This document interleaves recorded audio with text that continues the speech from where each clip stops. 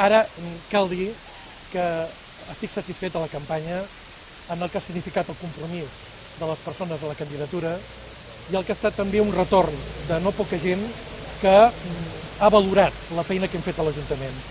Jo sempre he dit que el canvi va començar fa 8 anys, quan va desaparèixer una majoria absoluta i va aparèixer noves veus, noves maneres de fer, que han sentat a la ciutat canvis importants en les polítiques socials, en el medi ambient i en l'educació.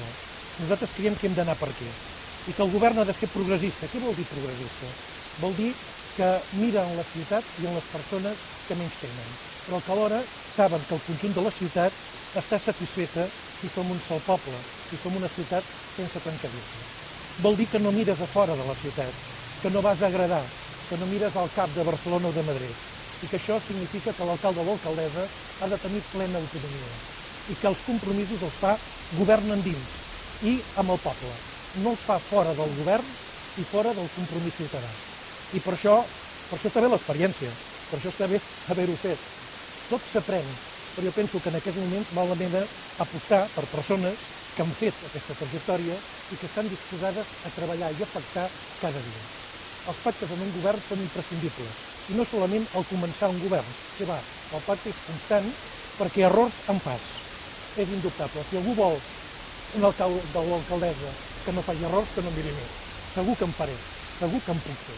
Però tinc una virtut, que el rectifico, que escolto. I aquest és l'element bàsic i important en el govern d'una ciutat complexa.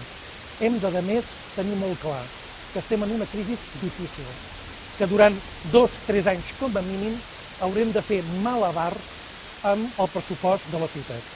Haurem de buscar compromisos, haurem de buscar, a més, complicitats, perquè hi haurà coses que no es podran fer i les haurem d'explicar.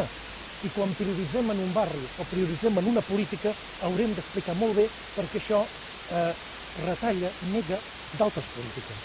Això sí, poden estar segurs els ciutadans i ciutadanes que nosaltres anirem al molt llavors, en allò que, d'una manera més austera, tingui la màxima repercussió en els ciutadans. I saben que aquesta porta de la plaça del Vi sempre estarà oberta. No hi haurà cap impediment perquè el ciutadà pugui veure el seu alcalde o l'alcaldessa, com no hi ha hagut cap impediment perquè el regidor o el tinent d'alcalde hagi pogut sempre, amb un plaç de 24 a 48 hores, atendre les persones que el reclamaven. Aquest és un model que en aquests moments la ciutadania vol.